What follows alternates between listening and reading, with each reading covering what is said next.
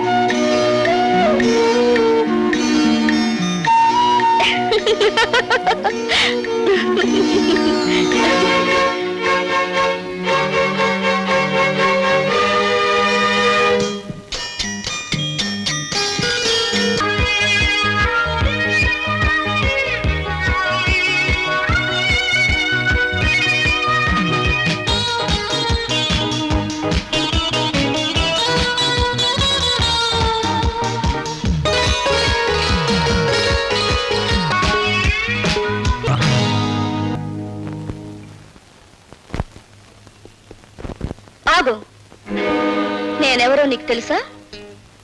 ముక్కు మొహం తెలియని మనిషిని పక్క మీదకు తెచ్చుకున్నప్పుడే తెలిసింది నువ్వెవరివో. ఈ రోజా ఒక్క చూపుతో మహామహుని సైతం శాసించగలదని కూడా నీకు తెలుసా? ఆఫ్ కోర్స్, నన్ను తప్ప.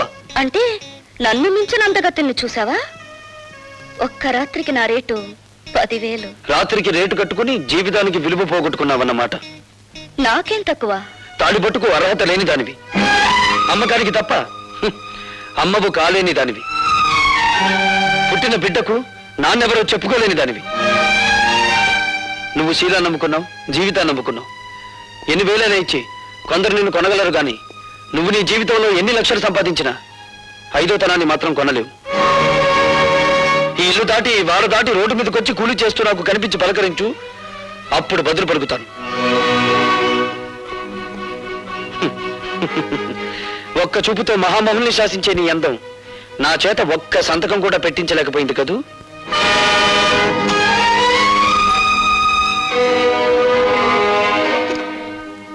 ఎట్టగా నేను తట్టుకునేది? డబ్బుకు లొంగలేదు, దెబ్బలకి భయపడలేదు, చెట్టు చివరికి అన్నానికి కూడా ఛార్జింగ్ అవటం లేదు. అదే కదండి నా బాధ. నీ డిక్షనరీ ప్రకారం శీలం లేని ప్లాన్ ఒకటి చెప్పమంటావా? చెప్పన్నా. అటువంటి గట్టి పిండాన్ని తట్టుకోవాలంటే ఒక్కటే మార్గం. చెప్పండి. అవినీతి అనే అస్త్రంతో వాడిని దెబ్బ కొట్టడం. అబ్బా, ఈ అమ్మగుందరన్నా